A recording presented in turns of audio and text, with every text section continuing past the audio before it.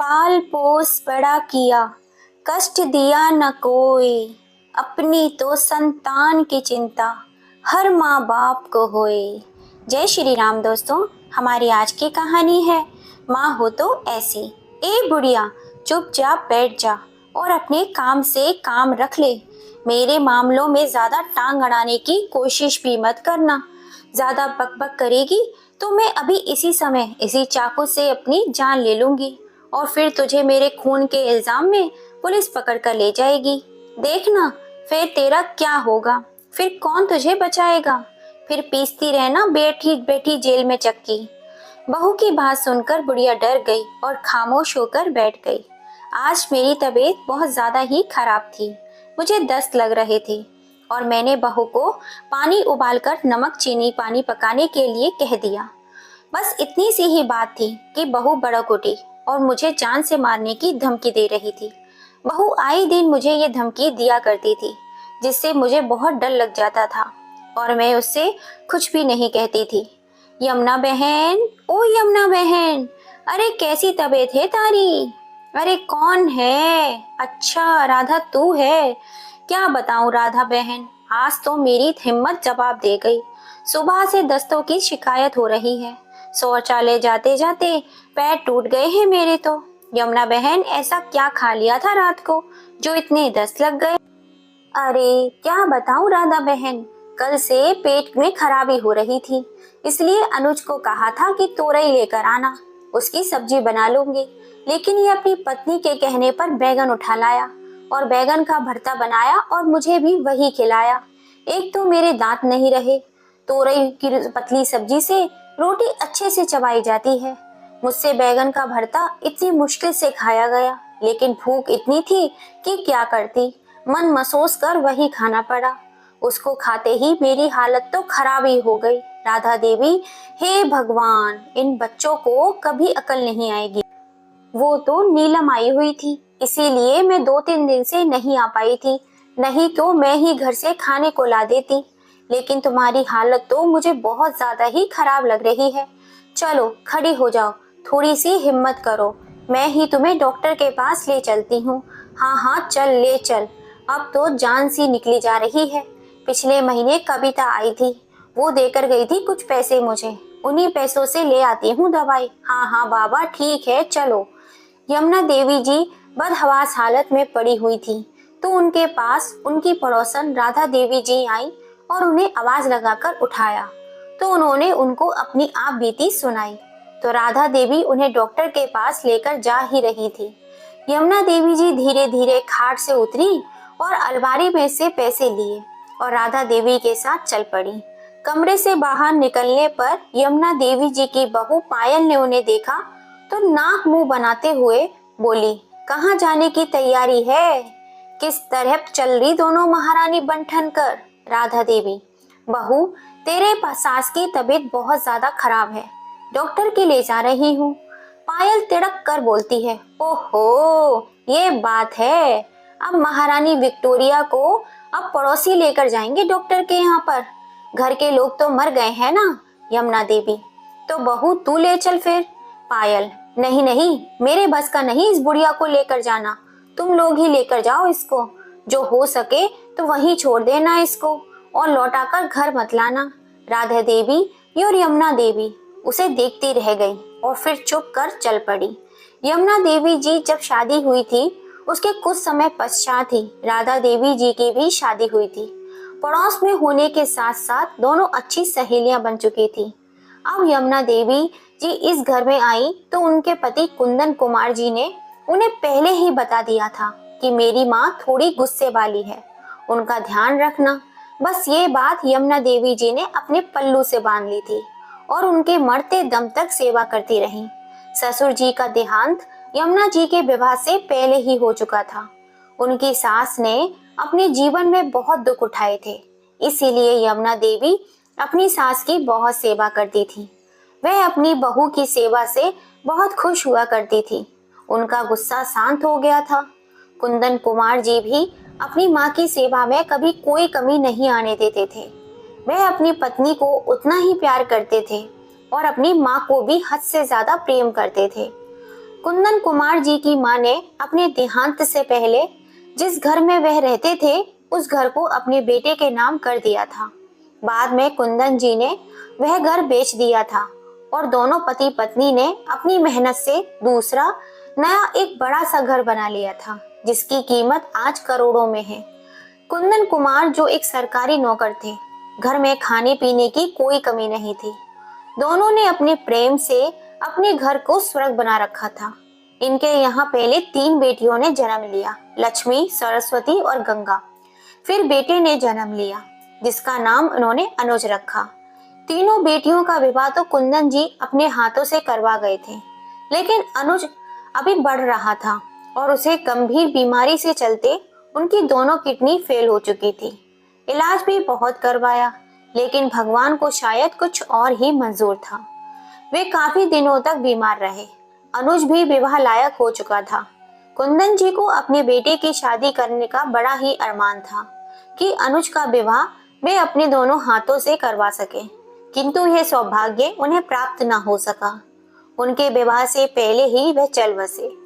मैं उनकी मौत से सदमे में आ गई। कई दिनों तक मैं सदमे में पड़ी रही। बेटियों ने मुझे तसल्ली दी और मुझे इस सदमे से बाहर निकाला। फिर बेटियां अपने अपने घर चली गई। फिर मैं बहुत साहस जुटाकर अपने बेटे को अपने पति की नौकरी दिलाने के लिए खूब प्रयत्न करने लगी। कई महीनों तक दफ्तरों के चक्कर काटे और आखिरकार कुंदन कुमार जी की नौकरी अब अनुज के हाथ में थी। अनुज अपनी माँ का बहुत ख्याल रखता था। उनका सर भी दबाता, पैर भी दबाता। फिर उसे एक लड़की पसंद आ गई। उसने माँ से कहा तो माँ भी विवाह के लिए तैयार हो गई और दोनों का विवाह कर दिया गया। विवाह के पश्चात अनुज ने ऐसी पलटी मारी कि वह माँ के पल्लू से निकलकर सीधे पत्नी के पल्लू में सिमट कर रह गया। सर दबाना, पैर दबाना तो बहुत दूर की बात, अपनी माँ को नजर भर कर भी नहीं देखता था। घर का कानून भी अब माँ के हाथ से छीन लिया गया था और पायल के हाथ में सौंप दिया गया था। जो पायल चाहती थी वही होता था। पायल दिन को रात कहती तो अनुज रात कहता। माँ खाने को कुछ मांगती तो 70 भाषण सुना दिए जाते थे। माँ कहती कि मुझे सूखी सब्जी नहीं खाई जाती, तरी वाली चीजें बना दिया करो, तो जानबूझकर सूखी सब्जी ही बनती थी। ये यमुना देवी जी को लाकर खिला दिया करती थी। कल रात को भी सूखे बैगन भरते की सब्जी खिलाकर सास को बीमार कर दिया और अब डॉक्टर के जाने पर 100 बातें सुना डाली। कुछ समय पश्चात दोनों बूढ़ी औरत डॉक्टर के पास से आती हैं, तो उन्हें देखकर पायल ने फिर से बड़बड़ाना शुरू कर दिया। उनके हाथ में फलों की थैली देखकर उसकी आंखें फटी की फटी रह गईं। फलों को देखते ही पायल ने भड़कते हुए कहा, ए बुढ़िया, यह फल लाने के लिए तेरे पास पैसे कहाँ से आए? किसी से भीख मांग कर लाई थी क्या? कहीं मेरे पास से तो नहीं चुरा लिए तूने पैसे? राधा देवी जी हैरान होकर कहती हैं, हाय हाय बहू, कैसी बातें कर रही हो तुम?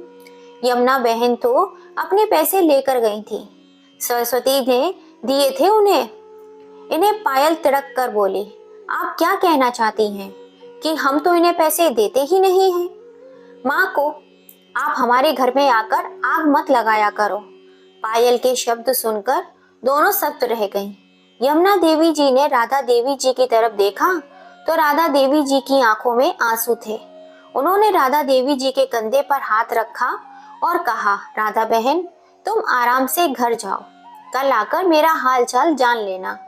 राधा देवी चुपचाप वहां से चली गई। यमुना देवी जी कुछ कहने सुनने की हालत में नहीं थी। उसकी जान निकली जा रही थी। वह जाकर अपनी खाट पर लेट गई। थोड़ी देर बाद फल खाने लगी तो अनुज के बच्चे आ गए।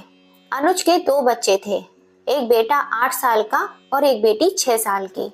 दादी, दादी, क्या खा रही हो आप? हम भी खाएंगे। हाँ हाँ मेरे बच्चों, तुम भी खा लो। और अपने हाथों से दोनों बच्चों को खिलाती रही और खुद के हिस्से में थोड़ा सा ही आया। बच्चे खाने के बाद बाहर भाग गए। यमुना देवी जी ने फिर दवाई खाई और शुक्र अदा किया और फिर लेट गई। दवाई का असर कर दी, इससे पहले ही पेट में गुड़गुड़ बच गई।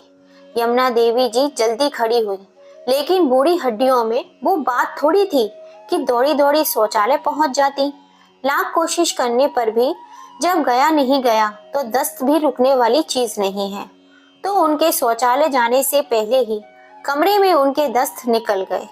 बुढ़ापा दूसरों का मोहताज हो जाता है, बेबस लाचारी का मारा हो जाता है।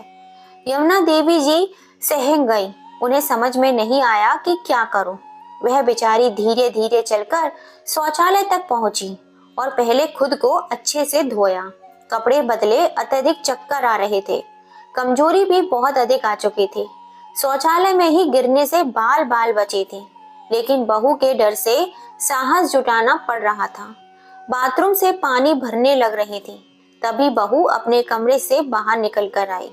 उसे बहुत ही दुर्गंध आ रही थी, तो इधर उधर देखा, उसे कुछ नजर नहीं आया। वह अपनी नाक पकड़े असमंजस में पड़ गई। आखिर हुआ तो हुआ क्या है। उसने सास के कमरे में जाकर देखा तो आंखें फटी की फटी रह गई और उल्टी का मुंह बनाकर भाग आई और आंगन में आकर कोहराम मचा दिया। हे राम, क्या अनर्थ कर दिया इस बुढ़िया ने। इसने तो मेरा पूरा घर दूषित कर दिया। अब मैं कहाँ मर जाऊं मेरे राम जी। इस बुढ़िया को उठा लो, क्यों नहीं उठा लेते। बेचारी यमुना देवी जी पानी भरकर लाई और सारा घर धोने में लग गई। गिरते पड़ते घर धोए जा रही थी और पायल के अपशब्दों का बार उनके हृदय पर लगातार बार किए जा रहा था। बुढ़िया, तूने मेरा घर दूषित कर डाला। तूने कमरे को ही शौचालय बना डाला। इतना खाया कि पेट में समा ही नहीं सका। थैली भर भर कर लाई थी और पूरा ही खा गई। यमुना देवी पहले ही बहुत शर्मिंदा थी अपनी इस लाचारी बेबसी पर। ऊपर से पायल के तानों के बाढ़ चलाई जा रही थी। राधा देवी अपने शरीर की पीड़ा और हृदय की पीड़ा का जख्म एक साथ लिए घर धोने में लगी रही और साथ में आंखों में आंसू बहती जा रही थी। बच्चों ने भी आकर छी छी बदबू करना शुरू कर दिया। इतने में अनुज भी आ गया। उसने तो अपनी माँ को अपनी पत्नी से भी अधिक जलील करना शुरू कर दिया। माँ अपने बुढ़ापे की ही लाज रख लेती, बच्चों की तरह छी करती फिर रही हो। इतना खाती ही क्यों हो। जरा भी दया नहीं खाई अपनी बूढ़ी बेबस माँ पर। दोनों सुनाकर अपने बच्चों को कमरे में लेकर चलते बने। यमुना देवी जी ने सारा घर धोकर धूप बत्ती लगाई, फिर अपने कपड़े धोए और नहाने चली गई। बाथरूम में बैठकर बहुत रोई। हे भगवान, कहाँ जाऊं मैं, क्या करूं मैं। यह बुढ़ापा मेरी जान का दुश्मन बन गया है। मेरी रात से तबीयत खराब है, लेकिन पूछने वाला कोई नहीं है। बेख्याली मजबूरी में मुझसे जाया नहीं गया। शौचालय और इन लोगों ने तो इतना जलील कर दिया कि मुझे खुद से ही घृणा आ रही है। वह रोती रही और नहाती रही। नहा धोकर वह अपने कमरे में चली गई। यह मेरी औलाद है, मेरे पेट की जनी औलाद, जिसके लिए मैंने सूसू पोटी भी साफ किया है, और आज इसे मुझसे घृणा आ रही है। मैं सब कुछ साफ कर तो रही थी, लेकिन इन्होंने तो मुझे मेरी ही नजरों में गिरा दिया, मानो मैंने कई खून एक साथ कर डाले हों। सोचती रही, फिर थोड़ा सा केला खाया, वो खाया, फिर दवाई खाई और सो गई। सुबह उठी तो तबीयत कुछ बेहतर महसूस हुई। तभी बेटा और बहू आए। मेरे बेटे ने कहा कि माँ, अपना इंतजाम कहीं और कर लो, अब इस घर में हम तुम्हें और बर्दाश्त नहीं कर सकते। मैं उन दोनों के मुंह को हैरान होकर देख रही थी। यह मेरा सगा बेटा और मेरी सगी बहू हैं जो मुझसे ऐसी बात कर रहे हैं। मुझे अपने कानों पर विश्वास ही नहीं हो रहा था। तभी बहू बोल पड़ी, माँ जी, आपने सुन लिया ना कि आपके बेटे ने क्या कहा है। अपना सामान उठाओ और निकल जाओ यहाँ से, कहीं व्रत आश्रम में चली जाओ। हमसे अब और नहीं बर्दाश्त होती तुम्हारी हरकतें। अपनी मर्जी से चली जाओगी तो ज्यादा बेहतर होगा, नहीं तो धक्के मारकर घर से बाहर निकाल दूंगी। यह कहकर बेटा और बहू गुस्से में पैर पटकते हुए वहां से चले गए और मैंने अपना थोड़ा सा सामान पैक कर लिया और राधा देवी जी के घर जा पहुंची और अपनी बेटी और बहू के खिलाफ केस कर दिया। मामला न्यायालय में पहुंचा और बेटे और बहू को कोर्ट का नोटिस मिल गया। कोर्ट में सुनवाई हुई तो यमुना देवी जी ने अपने ऊपर होने वाले सभी अत्याचार जज को बता दिए और अपना रुद्र रूप बेटा और बहू को दिखाया। अपनी माँ का ऐसा रुद्र रूप देखकर बेटे बहू के तो तोते ही उड़ गए। उनकी स्थिति उस समय ऐसी थी मानो काटो तो खून नहीं। यमुना देवी जी ने कहा, यह दोनों मेरे घर पर कब्जा जमाए बैठे हैं, मुझे खाने को नहीं देते और बहू मुझे जेल में चक्की पीसने की धमकी देती है और मुझे घर से बाहर निकाल दिया है। दोनों बेटा बहू कहते हैं कि वृद्ध आश्रम में जाकर रहो। अब इस घर में तुम्हारे लिए कोई जगह नहीं है। मेरा बेटा 70,000 महीना कमाता है। वह घर मेरे पति और मेरी अपनी मेहनत से बनाया है। उस घर पर मेरे बेटे का कोई अधिकार नहीं है। सास की बात सुनकर जज साहब के सामने बहू बोली, वो घर हमारा है, हम उस घर के इकलौते हकदार हैं और वह पूरा का पूरा हमें ही मिलना चाहिए। हमने अपनी सास की बहुत सेवा की है। सासू माँ की कुछ दिनों से दिमागी हालत ठीक नहीं है। जज साहब बोले, यह तुम्हारा घर कैसे हुआ? फाइल में जो उनकी 3 बेटियों का उल्लेख है। इतना कहते ही जज साहब ने उन दोनों की बोलती बंद कर दी और जल्द से जल्द घर खाली करने का आदेश दे दिया।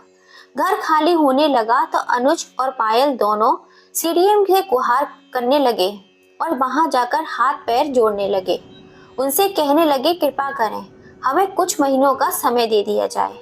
अभी हमारे बच्चों के पेपर चल रहे हैं। पेपर खत्म होते ही हम खाली कर देंगे। ऐसा सीडीएम ने उनकी गुहार सुनकर 2 महीने का समय दे दिया। 6 महीने गुजर चुके थे, लेकिन अभी तक बहू बेटे ने घर खाली नहीं किया था। फिर माँ ने ऊपर की अदालत में केस दायर किया और केस की फिर से सुनवाई हुई, लेकिन सीडीएम के इस तरह के कार्रवाई करने पर भी एसडीएम को फटकार पड़ी। बहू ने फिर से अदालत में कहा, हमें घर ऊपर बनवाने का हक दिलवा दिया जाए, हम अपना घर छोड़कर कहाँ जाएंगे? तो जज ने कहा कि तुम 70,000 रुपए महीने कमाते हो तो तुम कहीं भी रह सकते हो। इस घर की मालकिन तुम्हारी माँ है। अगर वह तुम्हें इस घर में नहीं रखना चाहती तो तुम्हें उस घर में रहने का कोई हक नहीं है। वह तुम्हारी माँ की प्रॉपर्टी है। वह चाहे किसी को भी अपने साथ रख सकती हैं और फिर किसी को भी अपना वारिस बना सकती हैं। उसमें कोई भी दखल अंदाजी नहीं कर सकता। और जज साहब का फैसला सुनकर बेटे बहू के तो होश ही उड़ गए और उनकी सारी चालाकियां धरी की धरी रह गई। फिर तुरंत ही घर खाली करने के लिए कार्रवाई शुरू हो गई। यमुना देवी अपने पड़ोसन राधा देवी के पास रह रही थी। उन्होंने साफ साफ बोल दिया था कि मैं अनुज पायल की सूरत भी नहीं देखूंगी और जब तक वे अपने घर से ना निकाल दूं, अपने घर की सूरत नहीं देखूंगी। दोनों बेटे बहू राधा देवी जी के घर पर ही आ धमके और तीनों बहनों को भी अनुज ने फोन करके बुला लिया था। एक ही भाई था तो तीनों बहनों का लाडला था। जब उन्हें पता चला कि उनकी माँ ने ऐसा कर रही है तो भाग कर आ खड़ी हुई। अनुज पहले अच्छा बेटा और अच्छा भाई था, लेकिन पायल ने माँ बहनों के खिलाफ उसे पट्टी पढ़ाकर बुरा बना डाला। लेकिन तीनों बहनें अब भी अपने भाई भाभी के इस व्यवहार से अनजान थी। कभी कभी साल भर में आती थी, अपने बच्चों की पढ़ाई के चक्कर में हमेशा बिजी रहती थी। जब आई तो माँ को बोला, माँ तुम ऐसा क्यों कर रही हो भाई के साथ? ऐसा कुछ भी करने से पहले सोचा तो होता। तो यमुना देवी जी को गुस्सा आ गया और कहने लगी, आ गई, तुझे तो होश आ गया अपने भाई का। अपनी माँ का तो कभी होश नहीं आया तुझे और भाई की हिमायती बनकर चली आई। तुम तो अपने घरों में व्यस्त हो। तुम्हें क्या मालूम कि मुझे इस बूढ़ी विधवा औरत पर क्या गुजर रही है, कैसे अपनी सांसें पूरी कर रही हूँ इन पापी नीच औलाद के साथ। मेरा घर है, मेरी मर्जी। अब किसी का बाप भी आ जाए तो ना मानूं। बिगाड़ कर दिखाए कोई कुछ मेरा। जीना हराम करके रख दिया बुढ़ापे में मेरा। अब जीना हराम तो मैं इनका करूंगी। माँ ऐसी धमकी सुनकर अनुज पायल यमुना जी के पैरों में जा गिरे और रोते बिलखते कहने लगे, माँ हम अपना घर छोड़कर कहाँ जाएंगे, ऐसे सब कुछ अचानक छोड़कर।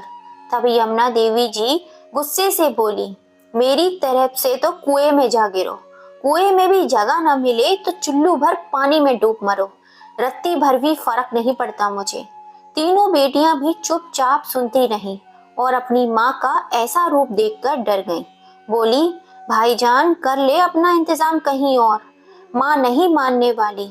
अनुज तीनों बहनों के आगे हाथ पैर जोड़ता रहा, लेकिन वह भी अपने हाथ खड़े कर देती है। फिर दोनों अपने बच्चों को लेकर घर से अपना सामान ले जाते हैं। तीनों बेटियां यमुना देवी जी और राधा देवी जी उनको घर लेकर जाती हैं। यमुना देवी जी रोने लगती हैं। राधा देवी जी और बेटियां कहती हैं, माँ अब रोने के दिन गए तुम्हारे, अब तो हंसने के दिन हैं। और फिर सब हंसने लगते हैं। अब यमुना देवी जी अपने घर में आराम से अपना जीवन व्यतीत करने लगी थी और राधा देवी जी भी आकर बहुत देर तक यमुना देवी जी के पास बैठी रहती थी। काम में भी उनका हाथ बटा दिया करती थी। घर में दोनों की हंसी की आवाज गूंजती रहती थी। जब बच्चे छोटे होते हैं तो घर में उनकी किलकारियों की आवाज गूंजती है और माँ बाप उनके लिए पागल हुए फिरते हैं।